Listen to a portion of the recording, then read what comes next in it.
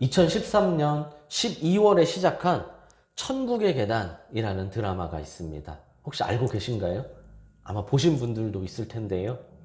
당시에는 이보다 시청률이 더 높은 경우도 물론 종종 있었지만 이 천국의 계단도 30%가 넘는 시청률로 인해 드라마가 4회나 연장될 정도로 굉장히 인기가 높은 드라마 중에 하나였습니다.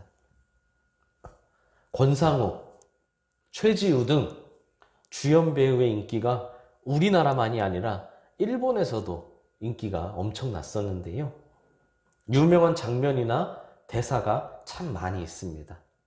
대표적인 거 몇 개 보자면 엄청 잘생긴 배우가 우리 주인공의 아역 배우로 어릴 적 모습으로 나왔었는데 놀이동산에 놀러 갔는데 갑자기 회전목마가 막 몇 번 돌더니 그 잘생겼던 아역이 갑자기 신현준으로 변해서 많은 사람을 당황하게 하기도 했었고요.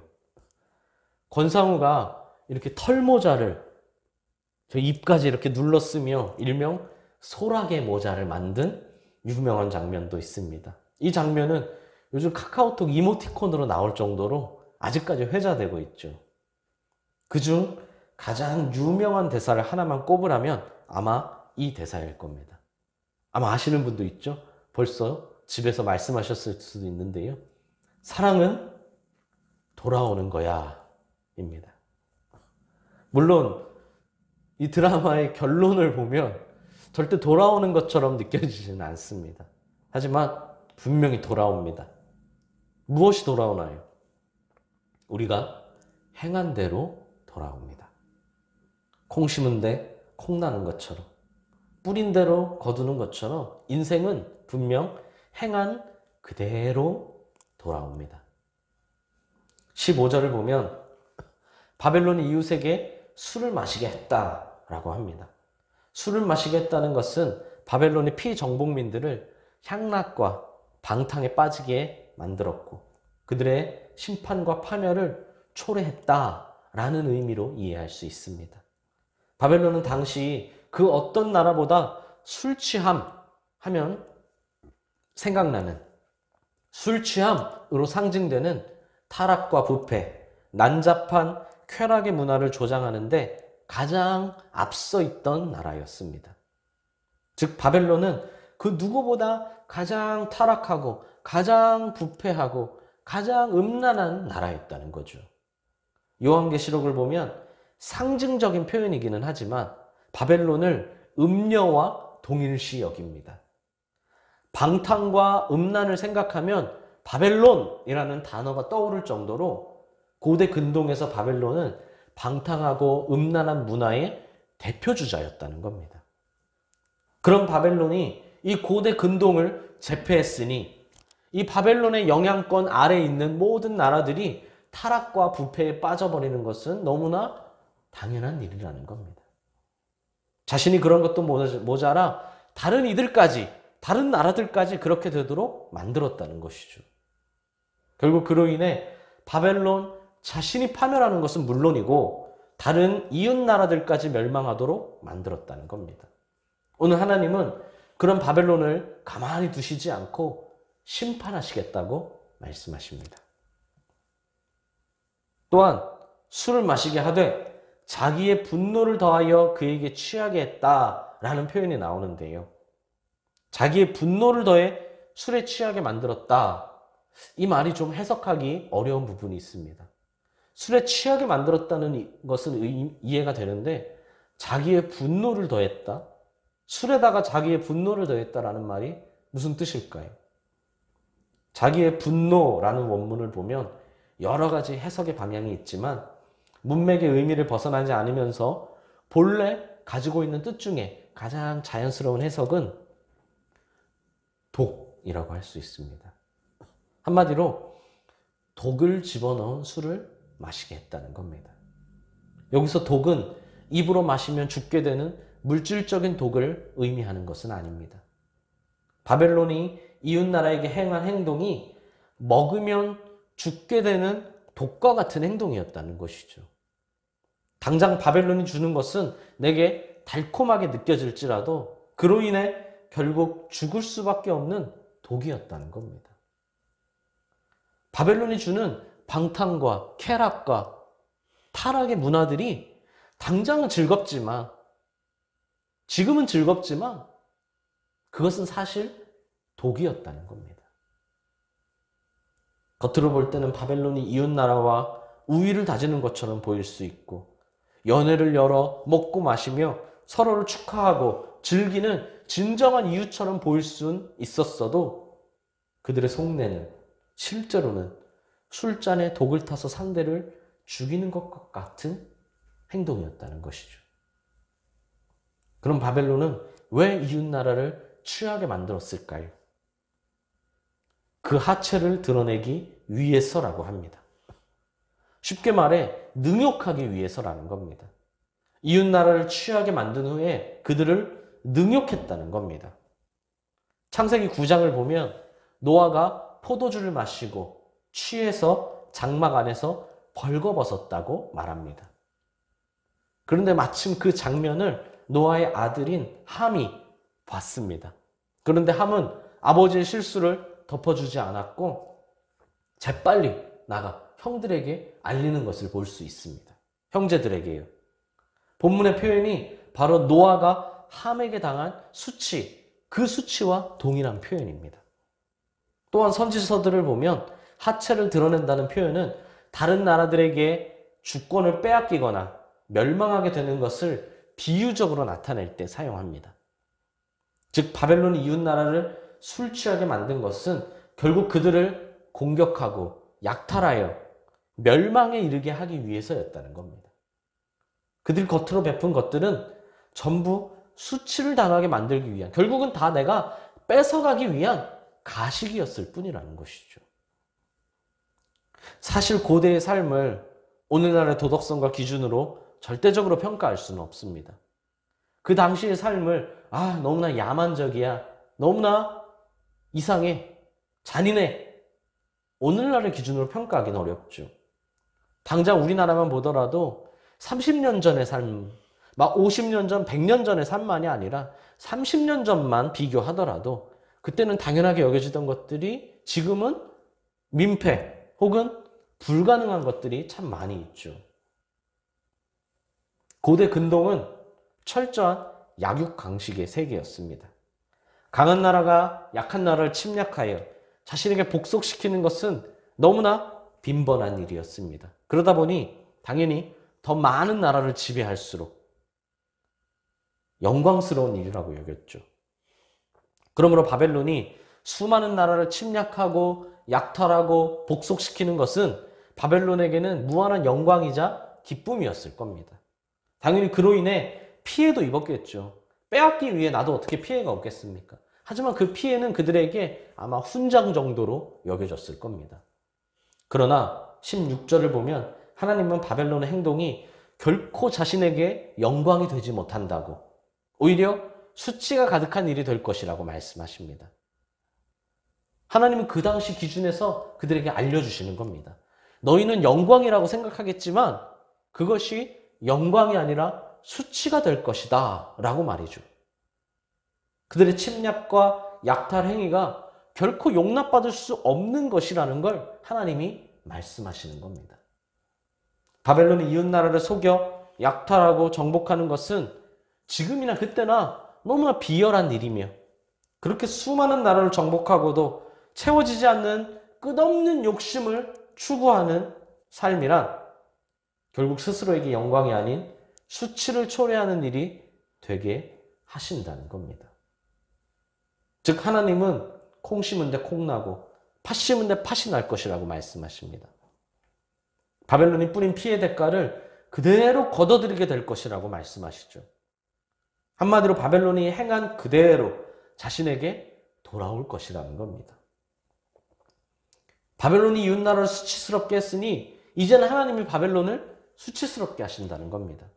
15절에 바벨론이 이웃나라를 술에 취하게 만들어 하체를 드러내는 그런 수치를 줬다고 말하고 있는데, 16절에는 이젠 바벨론이 술에 취해 자신의 하체를 드러내게 될 것이라고 말씀하십니다. 여기서 게다가 16절은 그냥 하체가 아니라 할례를 받지 아니한 하체라고 더 자세히 표현합니다. 여기서 할례를 받지 않았다는 표현은 먼저는 부정한 것, 해서는 안 될 것을 의미하여 바벨론이 교활하며 추악한 짓을 행하는 자들임을 나타냅니다. 동시에 구별되지 못한 것, 지극히 세속적인 삶을 의미하여 바벨론이 자신의 이익을 위해서라면 그 어떤 수단과 방법도 가리지 않는 탐욕스러운 자들이라는 것을 나타내고 있습니다. 하나님은 그런 바벨론에게 여호와의 오른손의 잔이 내게로 돌아올 것이라 라고 하십니다. 일반적으로 하나님의 손은 하나님의 전능하심을 상징합니다. 성경에 하나님의 손이라고 나올 때는 보통 하나님의 전능하심과 연관이 있어요. 그 중에 특히 하나님의 오른손은 하나님의 주권적인 축복을 상징할 때가 많이 있습니다. 하지만 이 오른손은 축복을 베풀 때만 사용하는 것은 아닙니다. 때로는 심판과 저주를 내리실 때도 사용되는 경우가 있습니다. 본문 역시 하나님께서 악한 바벨론을 대하여 강한 오른손을 드신다는 표현은 그들을 심판하시되 철저하게 심판할 것이다 라는 것을 의미합니다. 하나님의 축복과 저주는 동전의 양면과 같기 때문이죠. 제가 종종 말하듯이 홍해의 기적이 모세와 이스라엘에게는 축복이고 기적이지만 바로와 애굽 군인들에게는 저주이자 심판이 되는 것처럼 말입니다. 똑같은 동일한 하나의 사건이지만 누군가에게는 축복이지만 누군가에게는 저주라는 겁니다. 바벨론을 향한 심판이 바벨론에게는 저주가 되겠지만 피정복민들에게는 구원의 손길이 됩니다. 결국 하나님의 손은 무조건 축복이나 무조건 저주가 아니라는 것을 알아야 합니다. 하나님의 오른손은 무조건 축복이고 아니면 무조건 저주고 이게 아니라는 거죠. 그렇다면 나는 하나님의 손이 일하실 때 어디에 속하는지가 중요합니다. 축복에 속해 있는지 아니면 저주에 속해 있는지 한마디로 거울을 봐야 한다는 것이죠. 정리하면 바벨론이 이웃을 타락시키고 방탕하고 음란한 문화를 조장시키고 결국 그들을 약탈하고 정복하며 그들의 모든 것들을 빼앗아 수치스럽게 만들었지만 하나님의 오른손에 들린 잔이 다시 바벨론에게 돌아올 것입니다. 하나님은 전능하심으로 바벨론을 철저하게 심판하실 것이고 바벨론은 하나님의 심판을 절대로 피할 수가 없습니다. 그러니 바벨론에게는 영광이 아니라 수치가 가득해지는 겁니다. 수치가 영광을 가리는 정도가 아니라 수치가 아예 완전히 뒤덮인다는 겁니다. 역사적으로 바벨론은 막강한 군사력 그리고 엄청난 영토를 차지한 제국이며 고대 문명의 발상지로 여겨질 만큼 세상의 시각으로는 영광스러움이 찬란했던 나라입니다. 그러나 그렇게 화려했던 바벨론에 하나님의 심판이 임하자 바벨론은 일순간에 멸망했고 철저하게 멸망했습니다. 지금도 바벨론이 어떻게 그렇게 순식간에 무너질 수 있을까? 다 그냥 추측할 뿐이죠. 하지만 하나님이 심판하셨기 때문입니다. 바벨론의 수치는 그렇게 찬란했던 영광을 까맣게 잊어버릴 만큼 온 땅을 뒤덮었다는 겁니다. 끝으로 17절에는 바벨론이 심판받는 구체적인 이유가 나옵니다. 바벨론은 레바논에 강포를 행했기 때문이라고 하는데요. 여기서 레바논은 문자적이고 지형적인 이름이라기보다는 바벨론이 무너뜨리고 압제했던 모든 이웃 나라들을 상징한다고 볼 수 있습니다.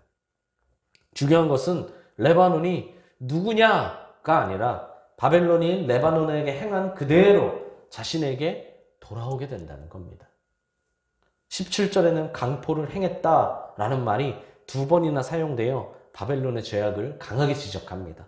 또한 16절에도 돌아올 것이다, 17절에도 돌아올 것이다 라는 말이 2번이나 사용되어 탐욕을 채우기 위해 저지른 악행은 반드시 자신에게 돌아올 것이라는 것을 하나님은 확실하게 심판하고 선포하고 계십니다. 사랑하는 수원동행교회 성도 여러분, 하나님은 창세기 9장 5절에서 이렇게 말씀하십니다. 내가 반드시 너희의 피, 곧 너희의 생명의 피를 찾으리니 짐승이면 그 짐승에게서, 사람이나 사람의 형제면 그에게서 그의 생명을 찾으리라. 무슨 말입니까? 누군가 다른 사람의 생명을 취하면 그 사람의 생명은 하나님께서 취하실 것이라는 겁니다. 생명뿐이겠습니까? 우리는 십계명의 말씀을 기억해야 합니다. 자신의 탐욕을 절제하지 못하면 결국 그 탐욕이 자신에게 고스란히 돌아와 자신을 삼켜버린다는 것을 명심해야 한다는 겁니다. 우리에겐 공의로우신 하나님이, 재판장이신 하나님이 판결하신다는 믿음이 있어야 합니다. 세상에서 재판받지 않는다 할지라도 하나님 나라에서 재판받는다는 것을 명심해야 하고, 사람은 겉으로 속여 넘길 수는 있어도 하나님은 마음속으로조차 속일 수 없다는 것을 명심해야 합니다. 어떤 동네에 한 못된 아주머니가 장을 보기 위해 시장에 갔습니다. 그때 시장에서 구걸하던 거지가 아주머니에게 마님 한 푼만 줍쇼 라고 했습니다. 심술기가 다 발동한 아주머니는 마침 근처를 어슬렁거리던 똥개를 가리키며 이 똥개에게 아버지라고 한 번 부르면 내가 1,000원을 주지. 그러자 거지가 물었습니다. 한 번 부르면 1,000원인가요? 그럼 10번 부르면 10,000원을 주시나요? 아주머니가 그렇게 하겠다고 하자 거지는 똥개를 향해 크게 외쳤습니다. 아버지! 아버지! 이렇게 총 10번을 불렀습니다. 시장에 있던 많은 사람들이 지켜보는 가운데 아주머니는 박장대소하며 즐거워했습니다.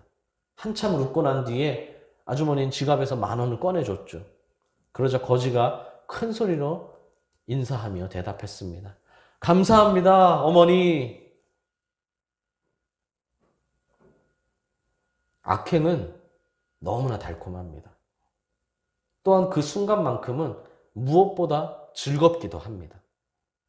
무엇보다 악행을 통하여 내가 부족했던 것들을 가득 채울 수 있을 것 같습니다. 그러나 실상은 바벨론이 주는 술이라는 거죠. 그리고 그 술에는 독이 타져 있다는 겁니다. 그 술을 마시면 결국 마시고 취할 수밖에 없습니다. 잠시 달콤할지라도 결국은 내 온몸을 썩게 만들 것이고, 잠시 즐거울지라도 영원히 고통받게 될 것이고, 부족함이 다 채워질 것 같지만 오히려 내가 가지고 있는 것조차 다 잃어버리게 될 겁니다. 다 빼앗깁니다. 반드시 뿌린 대로 거둡니다. 행한 그대로 돌아옵니다. 원하지 않는다고 돌아오지 않는 것이 아니고 내가 피하고 싶다고 피해지는 것이 아닙니다. 우물안 개구리가 되지 마십시오. 당장 내 눈앞에 있는 것이 전부라고 생각하지 마십시오. 반드시 구별될 날이 오고 반드시 하나하나 반드시 일일이 셈하는 날이 옵니다. 모두에게 말입니다. 불신자인 한 농부가 기독교 잡지에 다음과 같이 투고를 했다고 합니다. 나는 하나님도 모르고 예수님도 모릅니다. 하지만 난 지난 봄에 경작하고 파종을 했고 여름을 무사히 넘겼으며 가을엔 누구보다 풍성하게 수확했습니다.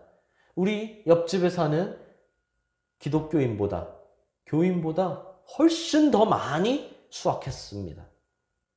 결과를 보면 하나님의 판결이 어떤지 짐작할 수 있지 않습니까? 불신자인 나는 차고 넘치도록 많이 거뒀고 저 교인은 적게 거뒀으니 말입니다.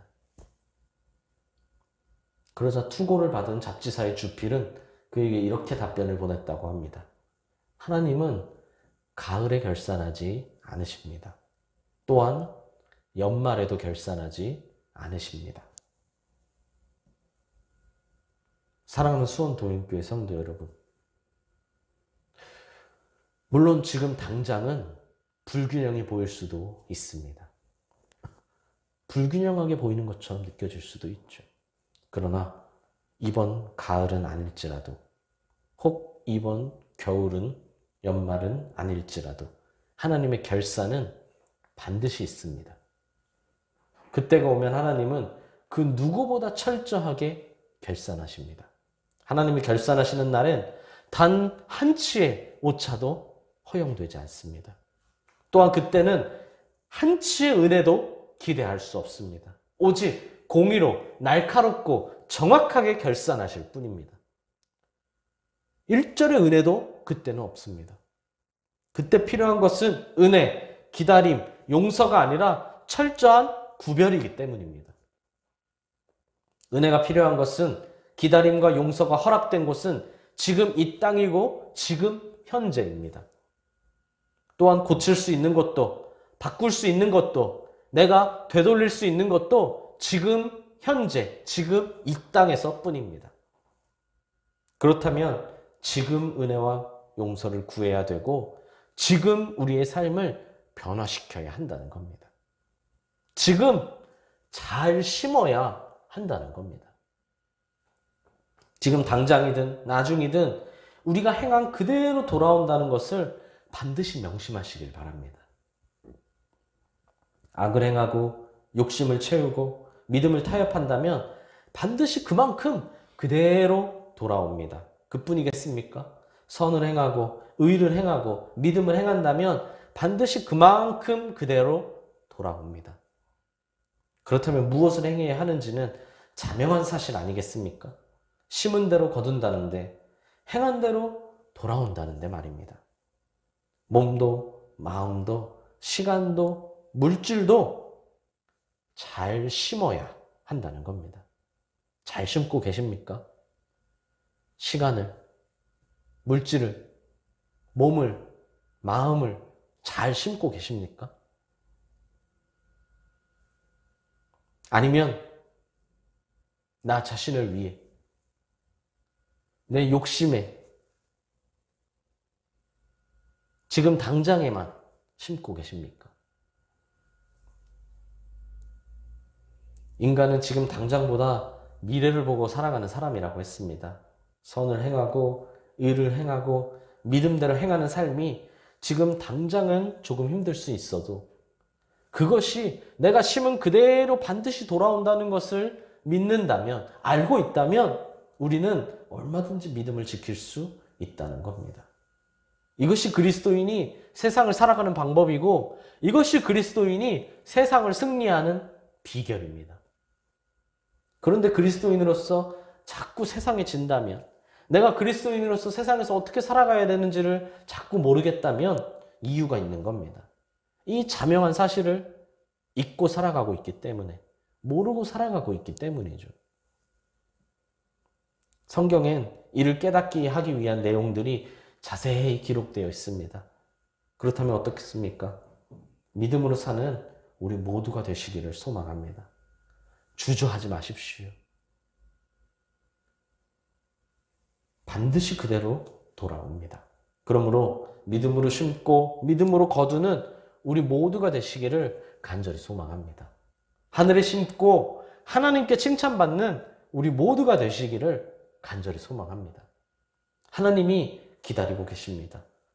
그러므로 속히, 즉시, 지금 결단하는 우리 수원 동행교회 성도님들이 되시기를 간절히 소망합니다. 그때 반드시 심은 대로 거두게 될 줄 믿습니다. 신뢰하십시오.